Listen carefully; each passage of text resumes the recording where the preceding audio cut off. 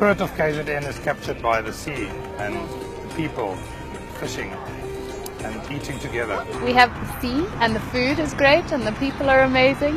Well, the ocean, the food, the curries, it's a versatile thing. Everyone likes curries. My toast to KZN is that we never have a real winter. Well, I think the people of KwaZulu-Natal are friendly, warm, and fun-loving. Enjoy food in KZN, especially banichas. Well, definitely the mutton bunny. The bread was amazing, fresh. It was nice and spicy. Mutton bunny is high on the list, is the top on the list.